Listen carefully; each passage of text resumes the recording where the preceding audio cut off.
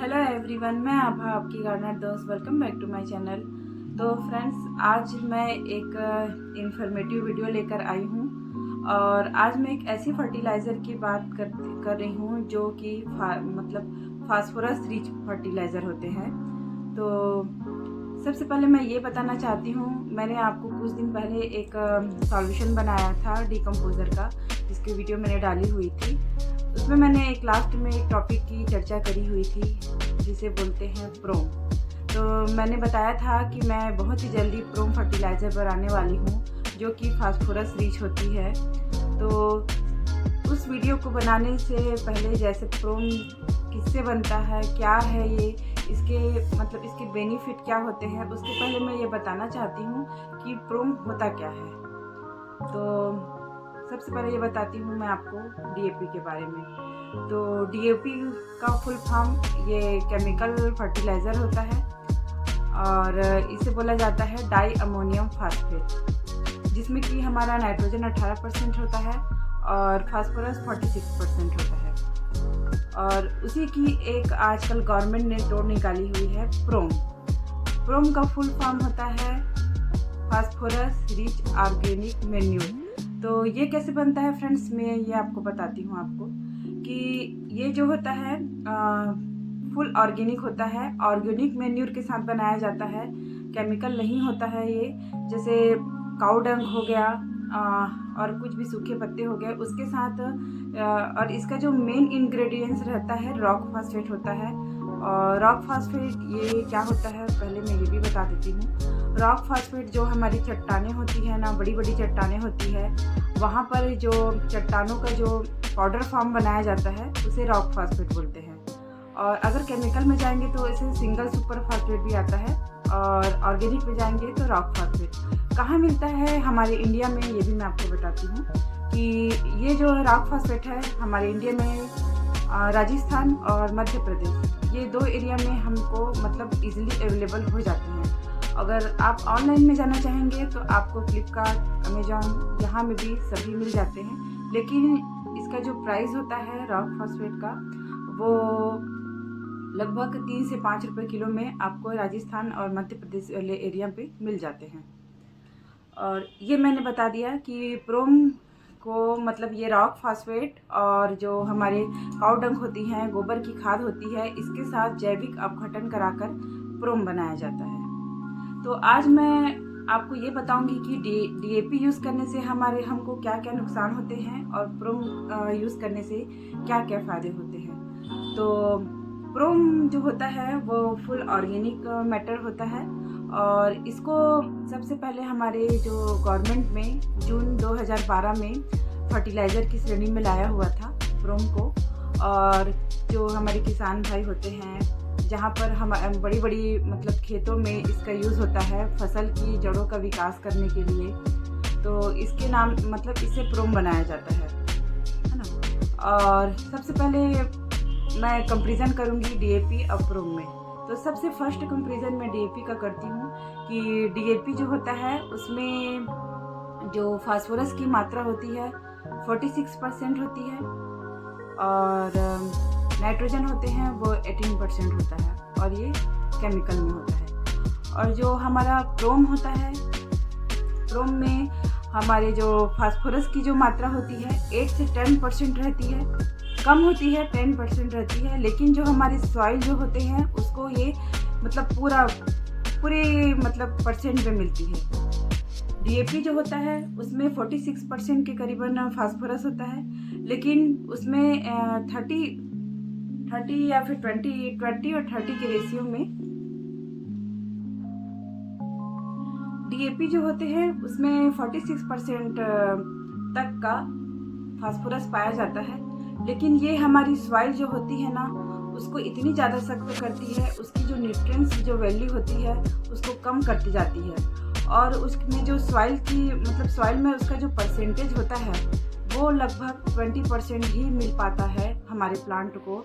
और लगातार डीएपी का यूज़ करने से क्या होता है, हमारी जो सॉइल होती है ना वो सख्त हो जाती है, जड़ों का विकास नहीं हो पाता है, जो हमारी सॉइल की पोरसिटी होती है वो भी कम हो जाती है।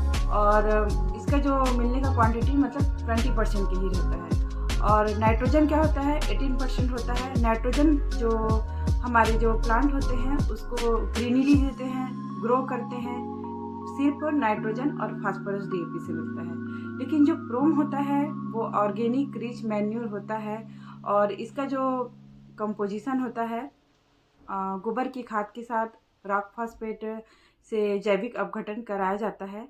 और इसमें जो मतलब रॉक फॉस्फेट 8 से 10% के करीबन मिलता है।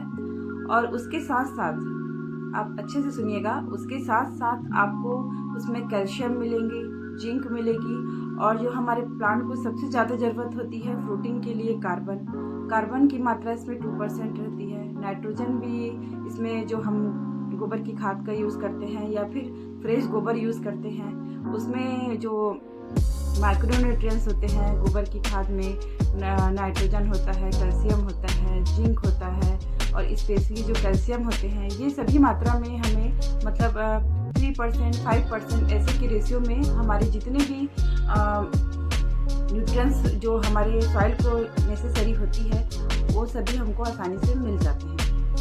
और माइक्रो और बहुत सारे छोटे छोटे जीवाश्म होते हैं, हमारे मित्र जीव होते हैं जो कि हमारे जो सॉइल होती है उसकी पोरोसिटी है उसको बढ़ाती है।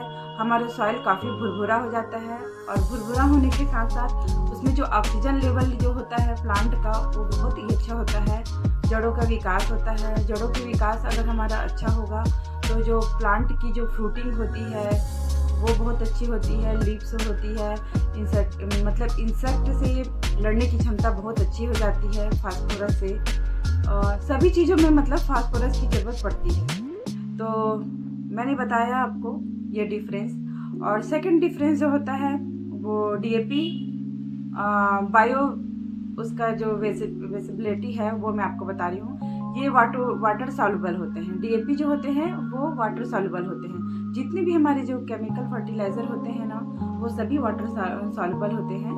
और जो ये प्रोम होता है वो वाटर सॉल्युबल नहीं होता है, स्लो रिलीज फर्टिलाइज़र होता है, दानेदार होता है। ये भी मैं आपको दिखाती हूँ, दोनों है मेरे पास, मैं आपको दिखाती हूँ कि दोनों में क्या क्या डिफरेंस है। दिखने में सभी सेम है। तो ये देखिए मैं आपको दिखा रही हूँ, ये ऑर्गेनिक डीएपी है और ये केमिकल है। इसका कलर थोड़ा सा डार्क है और इसका कलर थोड़ा सा ब्राउनिश है। इसमें वाइट कलर भी आता है लेकिन मेरे पास ब्राउन कलर था, मतलब थोड़ा सा इसका कलर चेंज है। तो ये देखिए दो तरीके से मेरे पास डीएपी है। ये प्रोम है ग्रेन्यूल फॉर्म में, इसका जो पाउडर फॉर्म भी है मेरे पास, और ये दानेदार होता है। ये जो है ये पानी में सॉल्युबल नहीं होता है, स्लो रिलीज होता है। हमको इसको अपनी मिट्टी पे देना पड़ता है। मतलब अगर आप दानेदार में यूज़ करेंगे तो मतलब इसकी जो क्वांटिटी है वो हमारे सॉइल में मतलब देने से इसके 8 से 10 दाने देने होते हैं। और ये धीरे धीरे वाटर में मतलब आप जब भी पानी डालेंगे, वाटरिंग करेंगे अपने प्लांट में तो वाटर सॉल्युबल नहीं होते हैं, धीरे धीरे स्लो रिलीज होते हैं। हमारी जो सॉइल होती है उसको धीरे धीरे माइक्रोन्यूट्रिएंट्स देंगे। और ये ऑर्गेनिक ये जो केमिकल डीएपी होता है ये वाटर सॉल्युबल होता है। जैसे ही हम इसको पॉट में डालेंगे, किसी भी गमले में डालेंगे, खेत में डालेंगे तो ये तुरंत पानी के साथ रिएक्शन करके सॉल्व हो जाते हैं, मतलब सॉइल हो जाते हैं, घुल जाते हैं। और इसमें जो नाइट्रोजन और फास्फोरस हमारे प्लांट को बहुत ही जल्दी मिल जाता है। लेकिन जो प्रोम होता है वो स्लो रिलीज होता है, धीरे धीरे माइक्रोन्यूट्रिएंट्स देते हैं हमारे प्लांट को। तो फर्स्ट मैंने बताया और सेकंड बताया। और थर्ड मैं आपको बताना चाहूँगी कि सबसे जो हमारा काम करते हैं ये जड़ों का विकास करते हैं। और सेकंड जो मैंने बताया था सॉल्युबिलिटी के बारे में। और फर्स्ट में इसका कंपोजिशन मैंने बताया। तो इसमें तीन जो मेन मतलब है इसमें। और प्रोम के बारे में आपको मैं जल्दी से आपको थोड़ा सा बता देती हूँ, वीडियो लंबी होती जा रही है। तो प्रोम होता है उसमें बहुत सारे माइक्रो ऑर्गेनिज्म होते हैं और इसको जो बनाने का प्रोसेस होता है वो भी मैं आपको एक लाइन में जल्दी से बता देती हूँ। और मैं इसको प्रैक्टिकल करके आपको दिखाने वाली हूँ बहुत ही जल्दी। मेरे पास कुछ मतलब रॉक फॉस्फेट अभी अवेलेबल नहीं हो पाया था, मैंने मंगवाया हुआ है मार्केट से, तो कल मिल जाएगा। तो मैं आपको 2 से 3 दिनों में इसका बहुत जल्दी प्रैक्टिकल वीडियो लाने वाली हूँ। तो प्रोम कैसे बनाया जाता है, प्रोम के लिए क्या क्या चीज़ों की ज़रूरत पड़ती है तो मैं बताती हूँ आपको। 2 तरीके से प्रोम बनाए जाते हैं।